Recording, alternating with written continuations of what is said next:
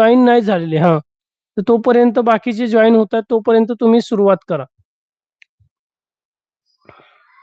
प्रीतमचं जे व्यक्ती रेखा आहे, प्रीतमची जी व्यक्तिरेखा आहे रागिनी, तर काय आहे तर त्याविषयीचे जे आहे ते थोडक्यात जरा सुरुवात कर, की जेणेकरून बाकीचे जॉईन होत आहेत तोपर्यंत आपण जे आहे ते म्हणजे कालचा थोडी जी आहे ती उजळणी घेऊया.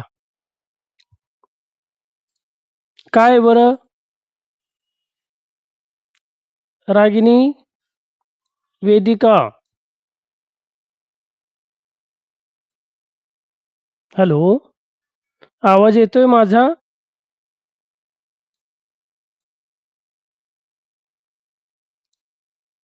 हॅलो,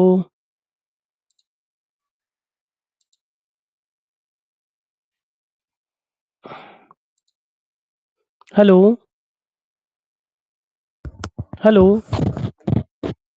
रागिनी, माझा आवाज येतोय? 1 2 3 4 6.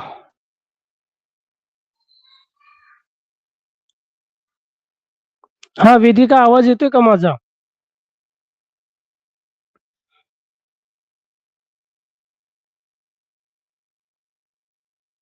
हॅलो, माझा आवाज येतोय का? हो, पण तुमचं तुम्ही कोणी बोलत नाही त्यामुळं काय? तर थोडासा नेटवर्क प्रॉब्लेम होतोय आज.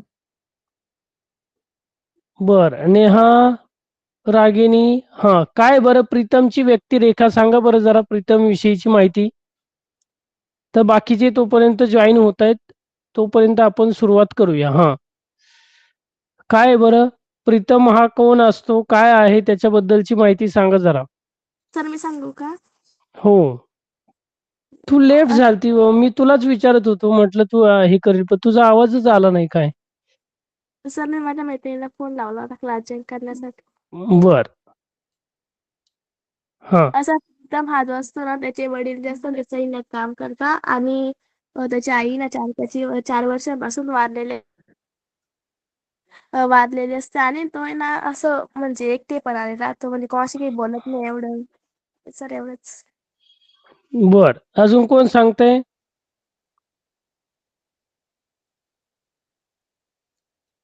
प्रीतमची व्यक्तिरेखा, बरं त्यानंतर त्याची शालेय जीवन कशा पद्धतीचं होतं किंवा काय होतं?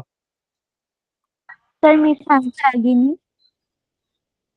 हा, तर त्याचे जे वडील होते ना ते सैन्यात होते, म्हणून ना त्याची जी म्हणजे पहिले तो जो पहिल्या शाळेत शिकायचा ना तो वेगळ्या शाळेत म्हणजे वेगळ्या याच्यामध्ये शिकायचा. तर जेव्हा तो म्हणजे महाराष्ट्रात नाही तर मराठी शाळेत आला ना तर त्याला इतकी मराठी जमायची नाही. बरं, का बरं मराठी जमत नव्हती त्याला? कारण सर तिकडे पंजाबमध्ये शिकायला होता. तो पंजाबला शिकायला होता आणि त्यानंतर काही दिवसांनी तो सर पहिले 1 वर्ष बंगालमध्ये होता, नंतर आहे ना त्याच्या पहिले पंजाबमध्ये होता. आणि पंजाबमध्ये होता. बर, त्यानंतरची काय सुरुवात झालं मग? नंतर तो त्याच्या मामाच्या घरी शिकायला आला होता. त्याच्या मामाच्या घरी शिकायला आला होता. बर, मग का बरं जेव्हा त्याला बाईंनी विचारलं तर त्यानंतर काय घटना घडलेल्या आहेत त्याविषयीची थोडक्यात माहिती.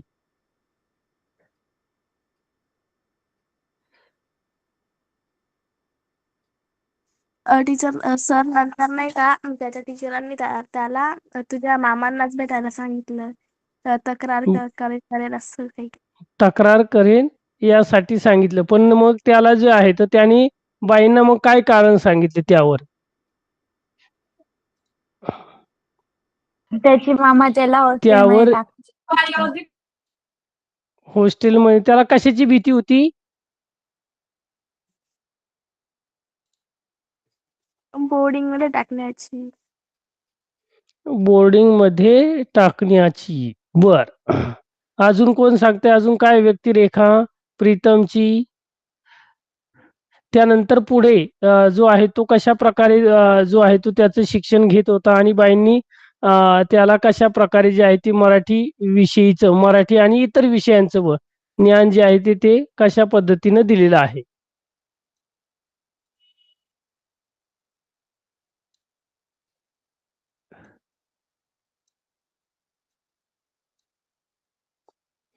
कशा पद्धतीने दिलंय? सर त्याचे टीचर नाही का त्याला त्याच्या घरी आहे हम्म. सांगत होते, "तू का क्लास कर असं मग मराठी शिकवेल तुला." ज्या लेखिका होत्या राईट, त्या शिक्षिका होत्या आणि अशा प्रकारे जो आहे तो वर्गात एक एकलकोंडा व्यक्तिरेखा तुम्हाला जर विचारलं साधारणतः की सुरुवातीचं जे आहे तर प्रीतमचं सुरुवातीचं वर्गातला कसा होता? किरकोळ मुलगा होता, ओगकटी होता, फाटलेला युनिफॉर्म, वर्गामध्ये त्याची जी आहे त्यानंतर एकटा, घुमा, कुणाशी न मिसळणारा, कसाबसा पास होणारा आणि वर्गात शिकवताना खिडकी बाहेर रिकाम्या आकाशाकडे तो जो आहे तो बघत राहायचा. का? कारण त्याची आई लहानपणीच काय झालेली असते, वारलेली असते आणि तो आपल्या मामा-मामींच्या घरी जो आहे तो राहत असतो. त्याचे वडील जे आहेत ते सैन्यामध्ये जे आहे ते जवान असतात दूर सीमेवर आणि 4 वर्षापूर्वी त्याची आई वारल्यामुळे तो आपल्या मामा-मामींकडे राहत असतो आणि त्याला एक भीती होती. जर त्याच्याबद्दलची जर तक्रार जर मामा-मामींकडे जर केली, तर त्याला जे आहे तर ते त्याचे बाबा जे आहेत ते बोर्डिंग स्कूलमध्ये ठेवणार आहे आणि त्याचा एक ग्रह होता, की बोर्डिंगमध्ये जर आपण गेलो, तर तिथे जाऊन आपल्याला जे आहे तो खूप त्रास जो आहे तो मोठ्या प्रमाणात होऊ शकतो आणि म्हणून त्याचे डोळे जे आहेत ते भीतीने गरगरायला लागले आणि अशा प्रकारची जी आहे ते भीतीचं वातावरण त्याच्यामध्ये जे आहे ते होतं. तर असा हा जो प्रीतम आहे तो एकलकोंडा अशा पद्धतीचे आणि बरोबर आहे, की जेव्हा आपल्या घरातील व्यक्ती निघून जाते आणि त्यानंतर त्याचा धसका आणि त्यानंतर तो आपल्या नातेवाईकांच्या घरी राहत असतो आणि नातेवाईकांच्या घरी जर राहत असतो, तो एक प्रकारचा जो आहे तो कसाबसा एक प्रकारे आपण काय म्हणतो, की एक पाहुण्यासारखी वागणूक एक त्याच्यामध्ये जे आहे ते मनामध्ये असते, एक भीती असते आणि म्हणून तो जो आहे तो एक शांत आणि सही न मिसळणारा असा प्रीतम जो आहे तो या पाठामध्ये त्याची व्यक्तिरेखा जी आहे ती इथे मांडलेली आहे. पुढे पाहूया आपण, की काल आपण साधारणतः त्याचं शिक्षण, त्यानंतर तो जो आहे तो सुट्टीमध्ये बाईंकडे जाऊन डबा खाऊन तो बाईंकडे काय करायचा मराठी विषयाचा किंवा इतर विषयांचा जो आहे तो अभ्यास करायचा आणि नंतर हा जो आहे तो हळू पास व्हायला लागला. त्यामध्ये यायचा आणि त्यानंतर सर तुमचा आवाज काही ब्रेक काही होतोय. खास पदार्थ खास पदार्थ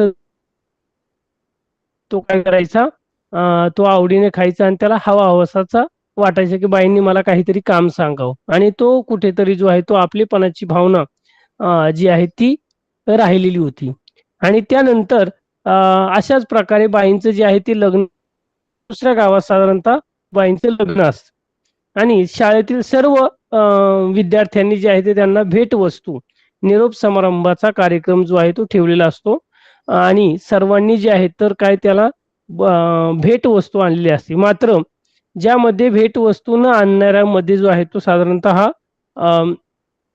किंवा त्याच्याकडे कुठल्याही स्वरूपाचे पैसे नसतात आणि हा जो आहे तो प्रीतम आपल्या पुड्यामध्ये पेपरच्या पुड्यामध्ये जो आहे तो आईच्या जुन्या बांगड्या म्हणजे आईची जी आठवण आहे त्याच्यासाठी जी खूप खास महत्वाची आठवण जो त्याच्याकडे असते ती आईच्या बांगड्या ज्यामध्ये खडे टाकलेले असतात आणि अत्तराची अर्धवट बाटली ही जी आहे ती पुड्यामध्ये आणतो तो बाईकडे देतो. पण सगळे जर मुलं जे आहेत ते हसतात, अरे एवढ्या जुन्या पुराण्या, पण बाईने त्याला जवळ घेऊन त्या बांगड्या आणि ती अत्तराची बाटली जी आहे तर त्याचा स्वीकार करते आणि त्यालाही कुठेतरी जो आहे तो खूप आनंद होतो. जेव्हा आई त्या बांगड्या घालतात आणि त्या अत्तराची बाटली जेव्हा मनगटावर हे करतात, जी हसणारी मुलं जी आहेत तर त्यांना तो वास घेण्यासाठी सांगतात. पहा किती सुंदर, किती छान जो आहे तो त्याचा सुगंध येत आहे.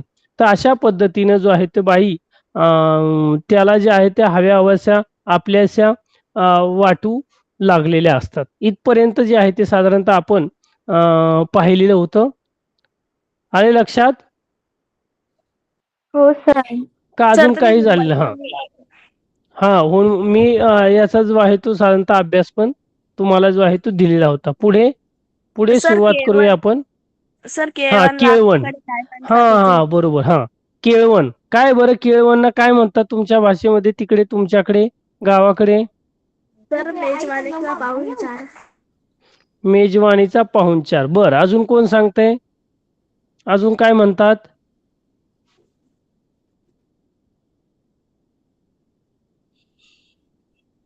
वेदिका काय म्हणतात? रागिनी? सर याचं सर उत्तर मला मिळालंच नाही. सर मेजवानी किंवा पाहुणचार. आपण उत्तर मिळायला नाही, आपण हे आजी किंवा आईकडे जरी आपण विचारलं तर साधारणतः त्याचं उत्तर ते सांगू शकतात की साधारणतः काय करतात. किंवा आपल्या घरामध्ये जर असा कार्यक्रम काही झालेला असेल ना, आपण जेवणासाठी जे आहे ते साधारणतः आपल्या मावशीच्या घरी, मामाच्या घरी जे आहे ते जात असतो, बरोबर. आणि ते जे आहे ते आपला पाहुणचार करत असतात. नवीन कपडे किंवा आहेर जे आहेत ते करत असतात. मग जो नवरदेव असेल किंवा ज्याचं लग्न होणार आहे तर त्याला पण कपडे, चांगले पदार्थ खाऊ घालत असतात सर्वजण. आणि त्याबरोबर आपले आई बाबा असतील, तुमच्या घरातील बाकीचे असतील, तर त्यांना भोजन. पण जे आहे ते काय? स्नेह भोजन. हा, स्नेहभोजन. स्नेहभोजन, आपण स्नेहभोजन दुसरा पण शब्द प्रयोग जो आहे तो साधारणतः वापरतात. बऱ्याच गावाकडे जो आहे तो वेगळा पण शब्द प्रयोग जो आहे तो वापरला जातो. मला त्या शब्दाचे पाहिजे होता, पण ठीक आहे, काय हरकत नाही.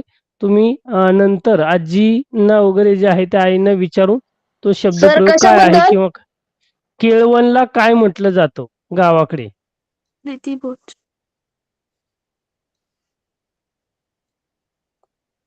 माहिती आहे का? हरिओम. नो सर, आमच्या तिथं तेच म्हणतात, काय म्हणतात? केळवण. केळवणच. हा साधारणतः शुद्ध हे आहे, पण शक्यतो याचा दुसरा पण शब्द प्रयोग जो आहे तो साधारणतः वापरला जातो. सर तुम्ही नंतर प्रीतिभोज. जे आहे सर प्रीतिभोज. प्रीतिभोज. बर, नाही आहे. प्रीतिभोज हे साधारणतः जे आहे ते जरा थोडं आपण काय म्हणतो की शुद्ध भाषेमध्ये साधारणतः हा वापरला जातो, पण तसं नाही की त्याला दुसरा पण शब्द आहे. तर चला सुरू करूया आपण. तर हा जो प्रीतम आहे तो अशा प्रकारे जो आहे तो हैदराबादच्या ज्या खड्यांच्या जुन्या बांगड्या आहेत आणि त्यातले एक दोन खडे पडलेले आणि त्यासोबत एक असणारी उग्र वासाची अत्तराची अर्धवट बाटली, त्या जुन्या बांगड्या बघून सगळेजण हसायला लागले आणि प्रीतम ओशाळवाणा झाला. ओशाळवाणा झाला म्हणजे काय? आपण म्हणतो की नाही, नर्वस होणे साधारणतः, म्हणजे त्याला एक प्रकारची लाज वाटणे, शरम वाटणे. मी मुलांना दटावत चटकन त्या बांगड्या हातात चढवल्या. मग बाई ज्या आहेत त्या इतर मुलांना ओरडल्या की, आणि त्यांनी जे आहेत त्या प्रीतमने आणलेल्या बांगड्या जे आहेत ते चटकन काय केल्या, पटकन हातामध्ये घातल्या. अत्तराची बाटली मनगटावर अत्तर लावली आणि वास घेण्यासाठी बाकीच्या जी हसणारी मुले आहेत तर त्यांना वास घ्यायला सांगितले. बघा किती छान सुगंध येतोय. माझ्या बोलण्यावर त्यांना हो म्हणावेच लागले आणि बाईंच्या म्हणण्यावर साधारणतः मुलं सुद्धा हो म्हणू लागले. आणि प्रीतमचा चेहरा जो आहे तो स्मित हास्य म्हणजे उजळला आणि तो हळूच जवळ येऊन म्हणाला, बाई, माझ्याकडे पैसे नव्हते म्हणून माझ्या आईच्या वापरलेल्या बांगड्या आणि अत्तर मी तुम्हाला दिली. तिची तेवढीच आठवण माझ्यापाशी आहे. खास माझ्या स्वतःच्या वस्तू आहेत त्या, आणि आपल्या आईची शेवटची आठवण तो त्याच्या जवळ त्याच्याकडे असते आणि ती तो जो आहे तो भेट म्हणून आपल्या बाईंना जो आहे तो साधारणतः देत असतो. आणि बाई तो सांगतो की, बाई, माझ्याकडे कुठल्याही प्रकारचे पैसे नाही आणि म्हणून मी आईने वापरलेल्या या बांगड्या आणि अत्तराची बाटली जी आहे मी तुम्हाला दिलेल्या आहेत. एक भावनिक प्रसंग की कशा प्रकारे जो आहे तो मी चटकन, कारण आपण म्हणतो की भेटला कुठल्याही प्रकारचं मोल नसतो, की किंमत नसते साधारणतः, काय की ही एवढ्या पैशाची आहे किंवा तेवढ्या, पण ते देणं किंवा ती छोटीतली छोटी, मग जुनी असो पुराणी असो किंवा काय, ती भेट ही भेट असते. त्या भेटीचं महत्व खूप जे आहे ते भावना खूप महत्वाची आहे. मी चटकन त्याच्या केसावरून हात फिरवत म्हणाले, प्रीतम, तुझी भेट, त्या मागच्या भावना मला समजल्या. मला आवडली तुझी भेट. दुसरे कोणी हसले तरी तू वाईट वाटून घेऊ नकोस. त्याच्या माझ्यातला अतूट धागा असा अधिक अधिक चिवट होत गेला. म्हणजे त्या दोघांचं जे अंतर आहे, साधारणतः त्यांचं भावनिक जे नातं आहे, तर ते अजून घट्ट जे आहे ते होत गेलेलं आहे. की एक प्रकारचं जे आहे तो त्या बाईंमध्ये आपली आई जी आहे, तर आईचं स्वरूप तो पाहत असतो. मी कधी कधी त्याच्या वर्गाला शिकवत नव्हते आणि मग या बाईंचं जे आहे ते लग्न झाल्यानंतर ते कधी कधी त्याच्या वर्गाला शिकवत नसे. तरी ते धागे फुलत आमच्यामध्ये नाते विणवत राहिले. तो चांगल्या रीतीने मॅट्रिक झाला आणि मग हॉस्टेलला राहून 12वी झाला. मॅट्रिकला झालं म्हणजे काय? मॅट्रिक काय? मॅट्रिक म्हणजे काय सर? मॅट्रिक. तो चांगल्या रीतीने मॅट्रिक मध्ये पास झाला. मॅट्रिक झाला. मॅट्रिक झाला म्हणजे काय? कोण सर सांगते? परीक्षेत हरिओम. पास झाला. मॅट्रिक कोणतं? नावाची मॅट्रिक एक्झाम असते. मॅट्रिक नावाची एक्झाम असते. बरं, अजून कोण सांगेल? काय बरं मॅट्रिक म्हणजे काय? सर 10वीची परीक्षा. 10वीची परीक्षा. त्याला सुरुवातीला जे आहे ते सुरुवातीच्या काळात मॅट्रिक म्हणायचे आणि मग तो वसतिगृहात म्हणजे साधारणतः हॉस्टेलमध्ये राहू लागला आणि 12वी सुद्धा झाला. त्याला एनडीए मध्ये प्रवेश मिळाल्याचे त्याने मला पत्रात कळवले. एनडीए कुणाला माहिती बरं? एनडीए साधारणतः बरेच जण तुम्ही आता 10वी झाल्यानंतर किंवा तर 10वी नंतर किंवा 12वी जे आर्मी साठी काय? National defence academy. हा, अकॅडमी, जे आर्मी अगदी साठी आहे ना, बरोबर आहे. फर्स्ट राहत ते बी कशी अगदी बरोबर. जर त्याची परीक्षा, एंट्रन्स परीक्षा वगैरे तुम्ही जर दिली तर साधारणतः तुम्ही आता 9वी मध्ये म्हणजे 10वी मध्ये किंवा 10वी झाल्यानंतर सुद्धा तुम्ही प्रवेश घेऊ शकता. जर तुम्हाला माहित असेल तर जे आता 10वीला आहे तर 10वी मधला एक गेल्या वर्षीचा जो स्टुडंट्स आहेत तर त्याचं नाव पण आहे प्रणव म्हणून. साधारणतः तो जळगावचा होता. तर त्याचं एनडीए मध्ये सिलेक्शन झालं ना, आता तो एनडीएचं शिक्षण जो आहे तो घेत आहेत.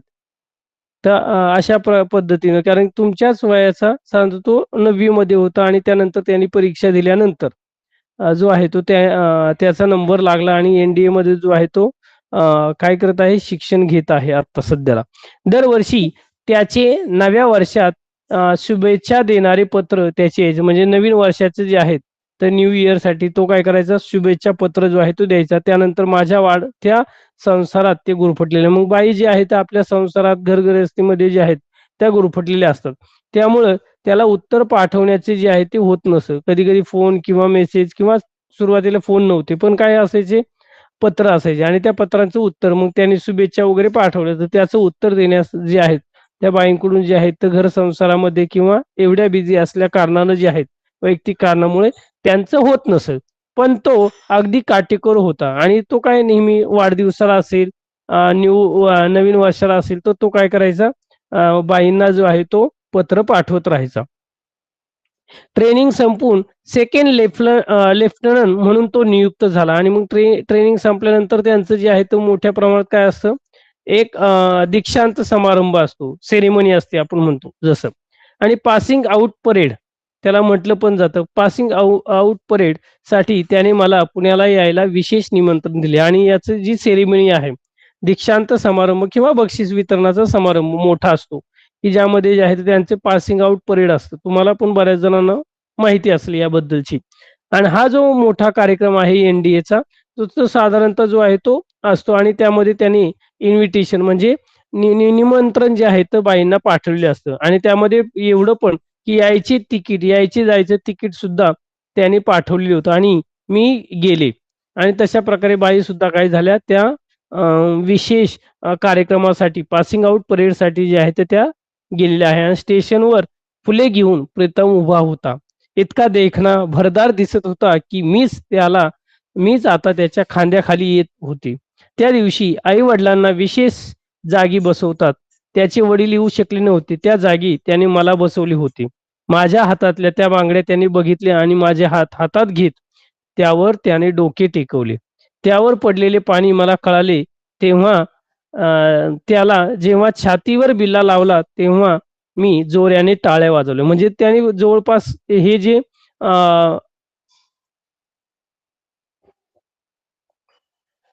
बाईचं आणि प्रीतमचं जे नातं होतं की कशा पद्धतीने हा जो कार्यक्रम असतो या कार्यक्रमामध्ये आई वडिलांचं एक महत्वाचं स्थान असतं साधारणतः आणि त्या जागी त्याचे वडील जे आहेत ते साधारणतः तिथे येऊ शकले नाही. पण त्या जागी त्याने आपल्या बाईंना जे आहे ते तिथे बसवलेलं होतं आणि त्या बाईंच्या हातामधल्या म्हणजे त्यांनी भेटवस्तू दिलेल्या त्या बांगड्या आजही बाईंच्या हातामध्ये होत्या आणि त्या पाहून तो एक घाईवरून आला आणि त्यांनी आपले हात जे आहेत ते हातात घेत त्याने आपलं डोकं जे आहे त्या हातांवर टेकवलं आणि त्यावर पडलेले पाणी म्हणजे आनंद अश्रू ते भावनिक अश्रू जे आहेत त्याला आपण पाहतो की पोलीस दीक्षांत समारंभ असेल किंवा एनसीसी परेडचा काही कार्यक्रम आणि त्यामध्ये जो आहे तो त्या बाईंनी जे आहे त्याच्या छातीवर बिल्ला लावला तेव्हा त्या एक प्रकारे जे अधिकारी वगैरे लोक असतात आणि त्या कार्यक्रम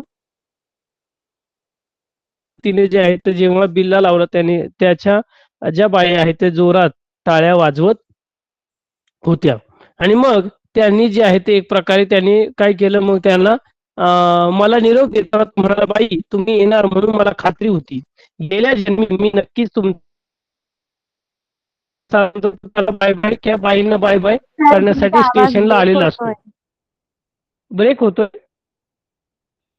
हो सर. नेटवर्क तर फुल आहे. आता येतोय का आवाज व्यवस्थित? येस सर येतोय.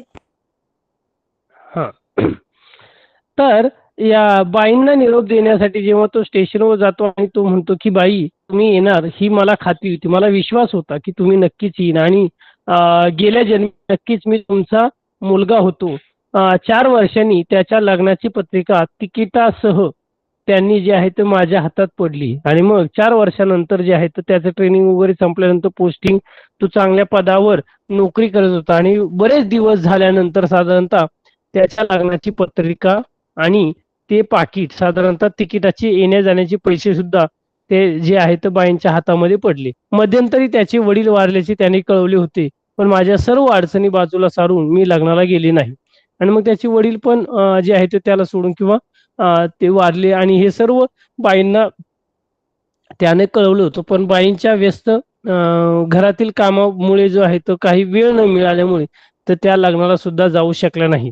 त्याच्या आयुष्यातला हा सर्वात महत्वाचा प्रसंग मी हजर राहून पाहावा अशी त्याची इच्छा मला जणू टेलिपथीने कळवली आणि एक प्रकारे की माझ्या जे आहे तो आता वडील पण गेलेले आहे आणि माझा जो लग्नाचा विधी आहे लग्न आहे तर त्या लग्नाला तुम्ही जे आहे ते आवर्जून उपस्थित राहू असा त्याचा आग्रह होता आणि मग टेलिपथी साधारणतः टेलिफोन किंवा सुरुवातीचे जे कॉइन बॉक्स जे टेलिफोन होते त्यासाठी त्याच्या सासरच्या लोकांनी त्याच्या आईसाठी म्हणून घेतलेली साडी त्यांनी मला घ्यायला लावली आणि माझ्या पुढ्यात जोडीने वागताना त्याने पत्नीला सांगितले आणि मग ह्या बाई सुद्धा लग्नाला गेलेल्या होत्या की त्याच्या सासरच्या लोकांनी त्याच्या आईला मग आपण पाहतो की सासरचे लोकांनी जे आहेत तर त्याच्या बायकोच्या वडिलांनी साधारणतः जी आहे ती साडी घेतलेली होती त्याच्या आईसाठी प्रीतमच्या आईसाठी आणि त्यांनी ती साडी जी आहे ती आपल्या बाईंकडे जी आहे ती घ्यायला भाग पाडलं आणि त्याच्या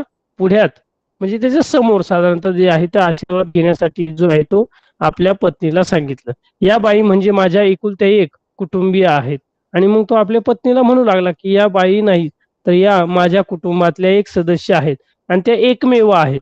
त्या भेटल्या नसत्यात तर कॅप्टन लुथरा नावाचा आज कुणी अस्तित्वात नसता आणि त्या म्हणतात की या बाईंमुळं जो काही मी आज आहे ज्या पदावर मी आज आहे हा कॅप्टन लुथरा त्यावेळेस जो आहे तो त्याचं अस्तित्वही नसतं. मी देऊ केलेल्या बांगड्या परत करत तो म्हणाला त्या तुमच्याजवळ आहेत ही भावना मला पुरेशी आहे आणि मग त्या बाई सुद्धा म्हणू लागल्या की त्या बांगड्या वापस करू लागल्या तर तो म्हणाला की या बांगड्या तुमच्याकडे आहे म्हणूनच ही भावना जी आहे ती पुरेशी आहे. तुमच्या जवळच त्या असू द्या केव्हाही मुलगा म्हणून हाक मारा मी धावत येईन आणि मग हा म्हणू लागला की तुम्ही केव्हाही पण आवाज द्या एक मुलगा म्हणून मी जो आहे तो धावत येईल. आणि अशा प्रकारचे एक भावनिक नातं कशा पद्धतीने जे आहे ते एक विद्यार्थी आणि शिक्षकांचं च्या पलीकडे जाऊन एक कौटुंबिक नातं जो आहे तो साधारणतः जपलेला आपल्याला पाहायला मिळतो. आणि कशा पद्धतीने एक गायडन एक टर्निंग पॉइंट की या बाईंच्या माध्यमातून जो आहे तो प्रीतमला मिळाला. आणि प्रीतमला या बाई जर नसत्या तर साधारणतः आज प्रीतम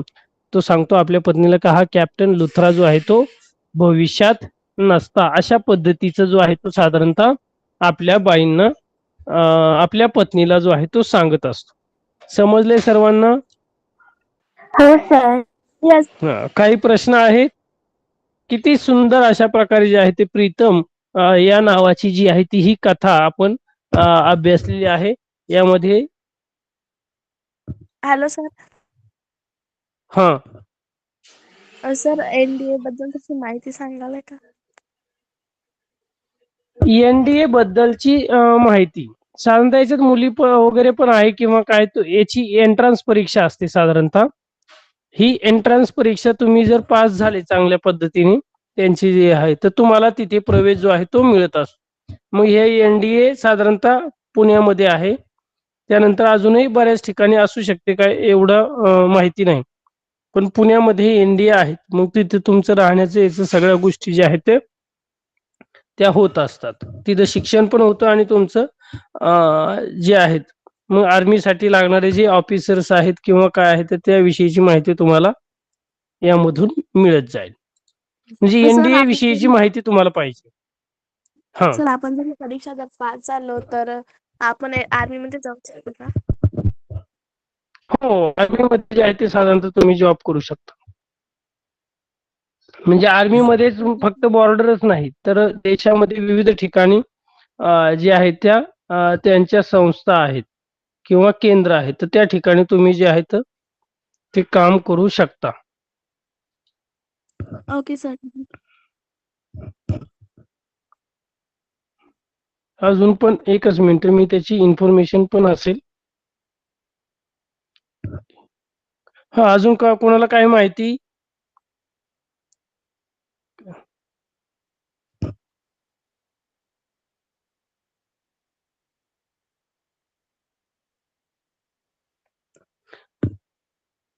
नॅशनल डिफेन्स अकॅडमी साधारणतः हे आहेत ही भारतातील प्रमुख संरक्षण प्रशिक्षण संस्था आहे की ज्यामध्ये सेना म्हणजे आर्मी, नेव्ही आणि वायुदल एअरफोर्स या तिन्ही दलासाठी एक एकत्र प्रशिक्षण दिले जाणारी ही काय आहे अकॅडमी आहे. ही खडकवासला, पुणे, महाराष्ट्र या ठिकाणी आहे.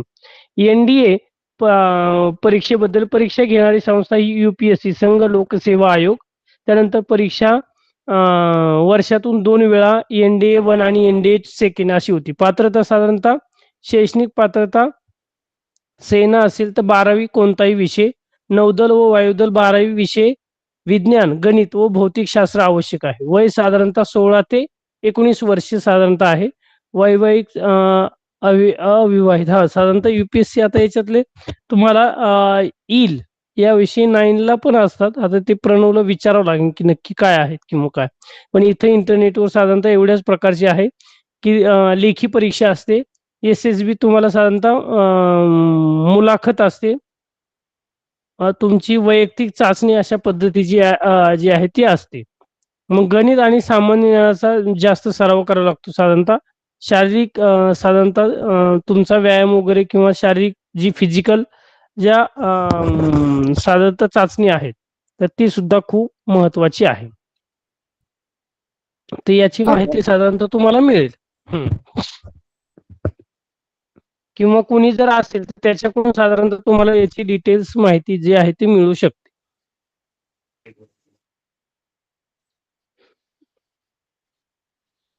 तर या पाठाबद्दलची माहिती आपण पाहणार आहोत.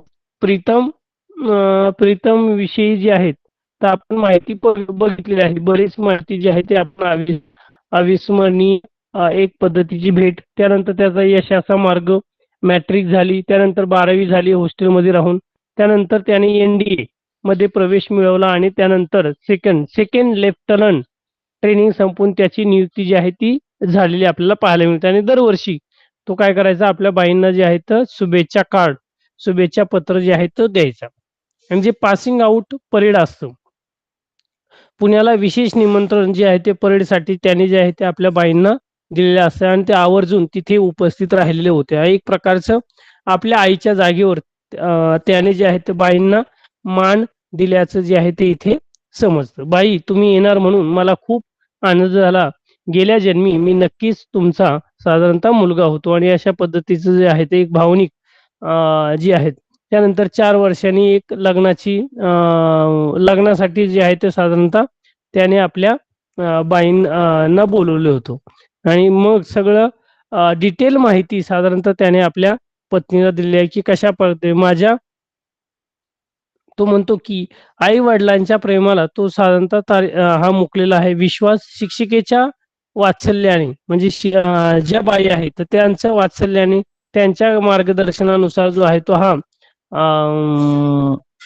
प्रीतम जो आहे तो चांगल्या प्रकारे सुधारला आणि त्याला एक टर्निंग पॉईंट जो आहे तो मिळाला आणि तो जीवनामध्ये त्याच्या लाईफमध्ये जो आहे तो यशस्वी झालेला आहे.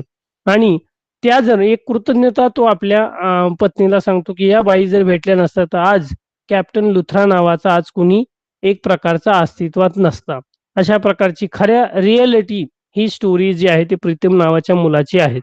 तर बांगड्या परत करताना जेव्हा तो म्हणतो की नाही, या तुमच्या हातातच चांगल्या आहे आणि तुम्ही घेतल्या, हेच भावना मला खूप जी आहे ती एक प्रकारची जवळीक आणणारी आहे आणि एक आपलं नातं जे आहे ते अतूट राहणारं आहे. आणि एक तुम्ही केव्हाही या मुलाला आवाज द्या, तुमचा मुलगा म्हणून मी नक्की धावत येईल. अशा प्रकारचे उद्गार साधारणतः प्रीतमने जे आहे तर त्याला निरोप देताना साधारणतः आपल्या बाईंना म्हटलेले आहेत. काही प्रश्न आहेत या पाठावर? ज्योती, नाही. Komal, Neha, Shruti, no Vijay, sir. No sir. नाही सर. समजलाय पाठ व्यवस्थित? येस हो सर. सर. तर आपण प्रश्न उत्तर घेऊया आपल्याकडे राहिलेले थोड्या वेळामध्ये. स्वाध्याय घेऊया. याचा स्वाध्याय साधारणतः तुम्हाला मराठी आपल्या वहीत जे आहे ते सोडवायचं आहे. पुस्तकामध्ये तुम्हाला जो स्वाध्याय दिलेला आहे तो सोडवायचा आहे. Okay sir. हो सर. शाळेतील प्रीतम आणि सेकंड लेफ्टनंट प्रीतम यांची तुलना साधारणतः करायची. सर मी सांगू? हो सांगा. सर सांगू का? हो, सांग. सर, शाळेतील प्रीतम हा किरकोळ, किडकिडीत आणि अंगकाठी असलेला होता आणि खांदे पाडून उभा असलेला, रया गेलेला युनिफॉर्म घातलेला प्रीतम होता. आणि सेकंड लेफ्टनंट प्रीतमला खूप देखणा, भरदार, स्वतः बाई त्यांच्या खांद्याला खाली येत होता. आणि वर्गात असलेला प्रीतम एकलकोंडा, घुमा, कोणाशी न मिसळणारा, कोणालाही उपक्रमात भाग न घेणार होता. आणि सेकंड लेफ्टनंट मध्ये तो आत्मविश्वासाने वावरणारा, स्वतःला काय वाटेल याचे स्पष्ट भान असणारा, ND सारख्या परीक्षेत यशस्वी झालेला प्रीतम होता. अगदी बरोबर आहे. कारणे लिहा. प्रीतमला मराठीत नीट येत नसे कारण. तर सांगू का? ज्याला थांबा सर, मी आता सांगू बाकीच्या रागिनी? हा रागिनी सांग. त्याचे प्राथमिक शिक्षण प्रथम पंजाबमध्ये आणि नंतर बंगालमध्ये झाले होते म्हणून. त्याचे प्राथमिक शिक्षण पंजाबमध्ये आणि नंतर बंगालमध्ये झाले होते म्हणून त्याला मराठी लिहिता जमायचे नाही. आणि वारंवार जे आहे ती वडिलांची जी आहे ती बदली होत असायची आणि म्हणून त्याची भाषा जी आहे ती अशा पद्धतीने जी आहे ते साधारणतः जी आहे तर त्याला नीट येत नसे. अगदी बरोबर. पुढे पोरकेपणाचे समान धागे लेखिकाला प्रीतमकडे खेचत होते कारण. सर मी सांगू वेदिका. हा, वेदिका सांग. सर कारण लेखिकेचे वडील मरण पावले होते आणि प्रीतमची ही आई होती ना, ती मरण पावली होती त्यामुळे.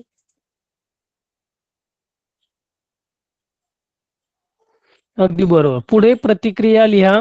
प्रीतमच्या निबंधातील चुका बघून त्याच्या वर्ग शिक्षिकेची प्रतिक्रिया. काय त्याची वर्ग शिक्षिका जी आहे ते साधारणतः त्याच्या निबंधातल्या एवढ्या चुका मराठीतल्या पाहून त्या सर्वप्रथम जे आहे ते प्रीतमला काय म्हणाल्या. कोण सांगताय? सर मी सांगू सर मी सांगू सांगू रागिनी. सर मी थांबा. वेदिका सांगू वेदिका, रागिनी थांबा. अजून बाकीचे दुसऱ्यांना कोणाला येत आहे?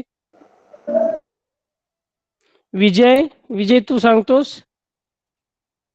सर कितव्याच उत्तर? प्रतिक्रिया लिहा प्रश्न क्रमांक 3 मधील पहिलं.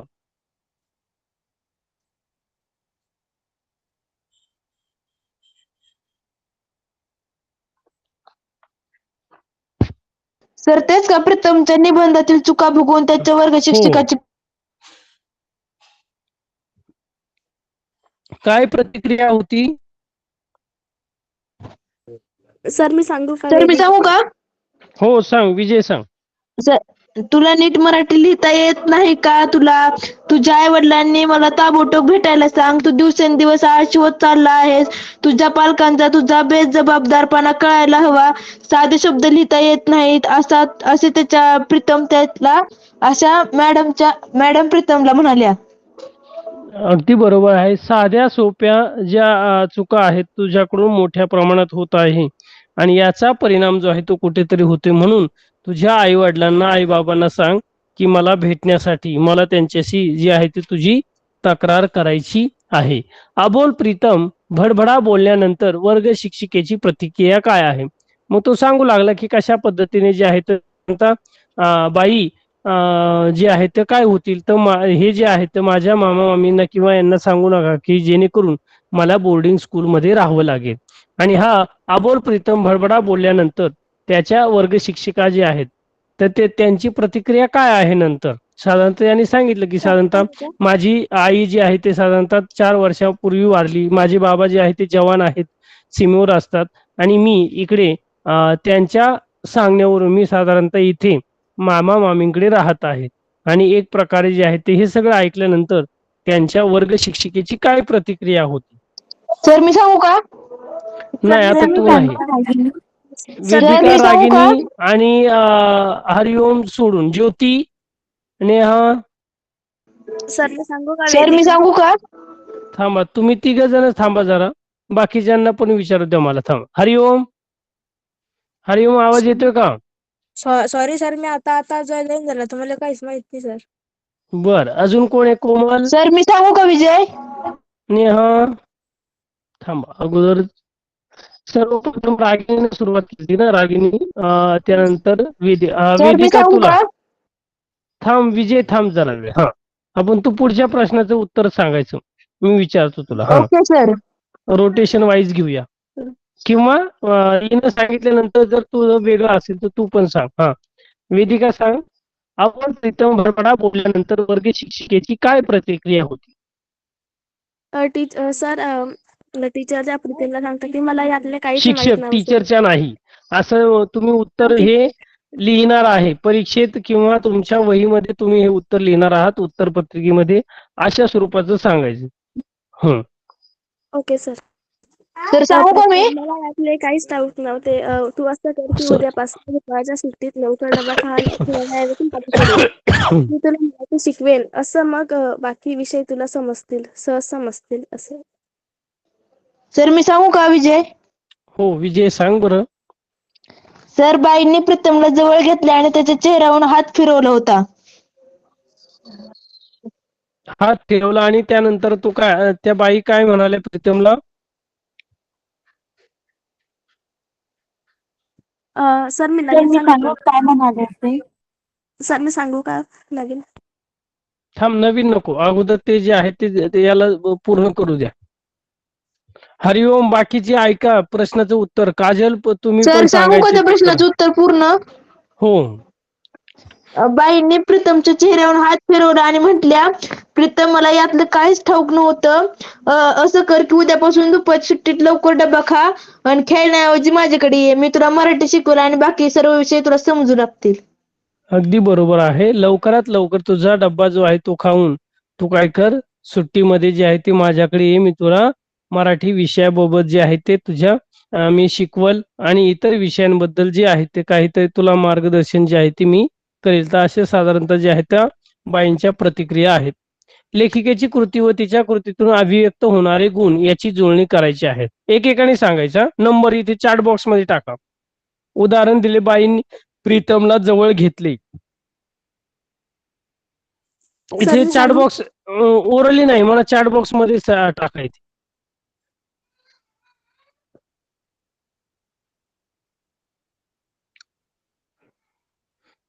ममत्व, हा टाईप करायची गरज नाही, नंबर टाकले तरी चालतं. हा, बाईंनी प्रीतमला जवळ घेतले, ते यातला जो गुण आहे तो ममत्वाचा आहे. 4 क्रमांक अगदी बरोबर. दुपारच्या सुट्टीत बाईंनी प्रीतमला मराठी शिकवले. निरीक्षण, संवेदनशीलता, कार्यनिष्ठा. अगदी बरोबर, कार्यनिष्ठा आहे, दुसरं नाही. संवेदनशीलता नाही, इथे इथे संवेदना नाही, तर काय आहे त्यांचं? कार्यनिष्ठा. हा, प्रीतमने दिलेल्या बांगड्या बाईंनी हातात चढवल्या.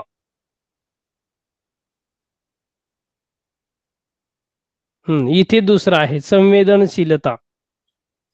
त्यानंतर एका दृष्टिक्षेपात बाईंनी अंदाज केला. याचं उत्तर असेल निरीक्षण, ऑब्झर्वेशन म्हणतो आपण. तर अशा पद्धतीचे जे आहे ते त्याचं साधारणतः उत्तर आहे.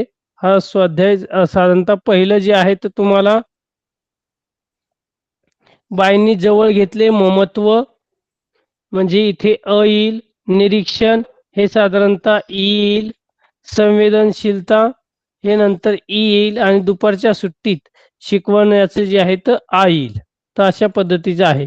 प्रीतमला स्वतःबद्दल जाणीव असलेल्या पाठातील वाक्य शोधा व लिहा. सर मी प्रीतमला सांगू स्वतःबद्दल सर मी प्रत्येकाने सांगू का? एक ऐका प्रत्येकाने एक एक सांगा. पहिल्यांदा वेदिका, नंतर रागिनी, विजय, हरिओम, वीरेंद्र सिंग, अजून बाकीचे सर्वांनी जे आहे ते एक एक सांगायचे शब्द.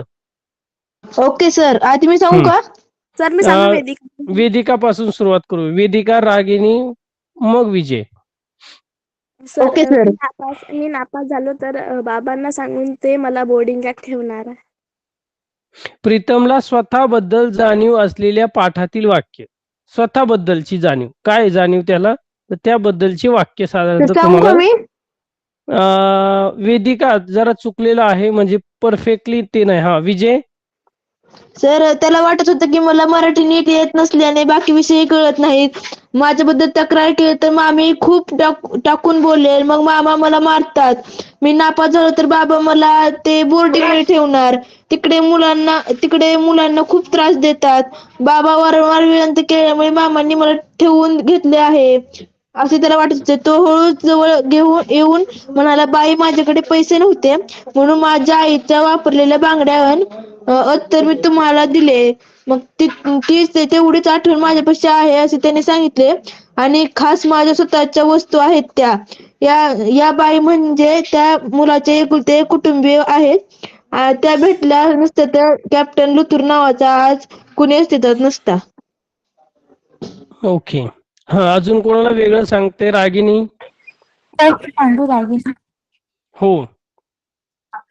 आधीच मामीची 3 लहान मुले तिला खूप त्रास देतात, त्यात माझा त्रास नको. अगदी बरोबर. अजून कोण आहे? सर मी वीरेंद्र सांगू सिंग. हो. सर मी सांगू हा, सांग. सर तो म्हणतो, बाई माझ्याकडे पैसे नव्हते म्हणून माझ्या आईच्या वापरलेल्या बांगड्या आणि अत्तर तुम्हाला दिले. खास माझ्या स्वतःच्या वस्तू आहेत त्या, असं सांगितलं. अगदी बरोबर आहे. पुढे तर मी खालील सांगू? खालील वाक्यप्रचारांचा योग्य अर्थ लिहा. रया जाणे. सर मी सांगू वेदिका. हा, सर शोभा जाणे. रया जाणे, तर शोभा दुसरं मी जाणे. सांगू? सर शोभा जाणे. हा, संजीवनी मिळणे. रागिनी. जी. सर जीवदान सांगू का? देणे. जीवदान सर देणे. अगदी बरोबर आहे. हा. कंसातील दिलेल्या सूचनेप्रमाणे वाक्याचे रूपांतर करा. मुलांनी आई वडिलांची आज्ञा पाळावी. विजय, सर मी आज्ञार्थी सांगू वाक्य सर करायचे. सांगू का? हो. मुलांनो, आई वडिलांच्या आज्ञा पाळा. आज्ञा पाळा. इथे तुम्हाला आज्ञार्थी हे करायला सांगितले, बरोबर. तर इथे आज्ञार्थी म्हणजे ऑर्डर, साधारणतः तुम्हाला एक म्हणजे हे दिलेलं आहे. तर तशा पद्धतीने मुलांनी किंवा मुलांनो आई वडिलांची तुम्ही सर्वांनी आज्ञा पाळा. हा तलाव अतिशय सुंदर आहे. वेदिका.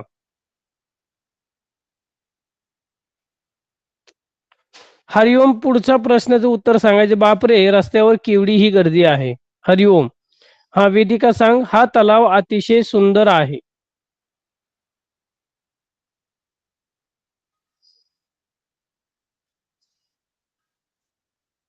सर मी सांगू का विजय? तर मी सांगू विजेता, रागिनी. तू 4 नंबरचं उत्तर सांगायचे. वेदिका सर सांग. हा सांगू का? तलाव अतिशय सुंदर आहे. सॉरी. बर. सर मी सांगू का? सांगू रागिनी. सर हो मी सांगू रागिनी का? सांग. थांब रागिनी अतिशय रागिनी सुंदर सांगते. हा तलाव आहे. अतिशय सुंदर हा तलाव आहे.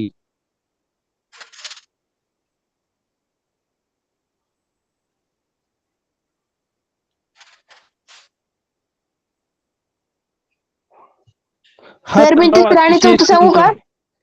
हो, एकच मिनिट. सर तिसऱ्याचं ते आहे ना, बापरे रस्त्यावर एवढी ही गर्दी, त्याचे विधानार्थी करायचं आहे तर ते रस्त्यावर खूपच गर्दी आहे. रस्त्यावर खूपच गर्दी आहे आणि आणि हा त्याच्या तलाव खालचं अतिशय सुंदर आहे. हा तलाव अतिशय सुंदर आहे. याच सर त्याचं असेल का, वा किती सुंदर हा तलाव आहे. हा असं पण येऊ शकतं. वाह, हा तलाव किती सुंदर आहे. कारण इथे उद्गारार्थी वाक्य साधारणतः तुम्ही खाली दिले बघा. 3ऱ्या नंबरचं वाक्य, बापरे केवढी गर्दी आहे, बापरे केवढा मोठा साप आहे, बापरे केवढी हे आहेत. पण इथे सुंदर म्हटलं तर वाह, आपण वाह हा शब्द वापरतो साधारणतः. आणि पुढे नकारार्थी. सर सर मी मी सांगू सांगू का? का? सर मी हो, वेदिका सांगतो. सर हा नेहमी वेदिका खरे सांग. बोलावे का? सर नेहमी नेहमी खरे खरे बोलावे. बोलावे. अगदी बरोबर आहे. का? आणि शेवटच्या प्रश्नाचं उत्तर घेऊया आणि मग थांबूया. प्रीतम आणि त्याच्या बाई यांच्यातील भावनिक नातेसंबंधाविषयीचं तुमचं सविस्तर मत काय आहे? जीवनातलं स्थान किंवा त्यांचं तर मी भावनिक सांगू. नाते. हा, तर त्यांच्या दोघींमधलं जे नातं आहे ना, ते एक प्रकारे आई आणि मुलाचं आहे. आई आणि मुलाचं आहे. बर. बाकी सर सांगू का मी वेदिक. विजय? हा, आणि त्यानंतर वेदिका आणि रागिनी, तुम्ही शेवटचा जो प्रश्न आहे, तुमच्या जीवनातील शिक्षकाचे स्थान, त्याच्यातले 2 वाक्य तुम्ही साधारणतः सांगायचे. मग थांबूया आपण. विजय सांग तू. सर प्रीतमच्या बाईंना प्रीतमची नकारात्मक बाजूची प्रथम जाणीव झाली. त्यामुळे त्यांना मनात त्याची नकारात्मक प्रतिमा निर्माण होती परंतु ती खरी पार्श्वभूमी कळल्यावर त्यांच्या मनात कणव निर्माण होतो आणि त्या त्यात सहृदयाने वागू लागतात. त्याला भावनिक आधार देतात. सगळ्या मुलांनी वर्गणी काढून बाईंना भेटवस्तू दिली आणि प्रीतम त्याच्या आईच्या बांगड्या होत्या, त्यासाठी खूप खास होते. त्या बांगड्या त्याने बाईला भेट म्हणून दिल्या आणि आईविषयीच्या सर्व भावना त्या बांगड्यामध्ये होत्या. म्हणून तो म्हणला की ह्या माझ्या आईच्या बांगड्या आहेत, हा माझ्यासाठी खूप खास आहेत, हा मी तुम्हाला देतो. आणि तो त्या बाईंना भेट म्हणून त्या बांगड्या देतो आणि त्यांच्या मनात हा उच्च उद्वत भाऊ आणि अंतःकरणाचा ठाव होता की बाई आपल्याला समजून घेतील आणि त्या त्यांच्या भावनेचा गौरव करतात. असे प्रीतमला वाटू लागले आणि बाईकडून भावनिक पाठबळ मिळते. याच्या जोरावर तो सेकंड लेफ्टनंट बनतो आणि आधार व प्रतिष्ठेने स्थान प्राप्त करतो. या कारणाने बाई म्हणजे आपली आईच असे तो मनोमन वाटते त्याला आणि बाई त्याच्या ती सहगुणी हात करू मुलगा दिसतो. त्या मुलाला तसंच घडवून देतात आणि बाई आणि प्रीतम दोघे एकमेकांना तृप्तीचा पुरेपूर्तीचा आनंद देतात. अगदी बरोबर आहे. वेदिका, पुढचा प्रश्न, तुमच्या जीवनात शिक्षकाचे स्थान स्पष्ट करा.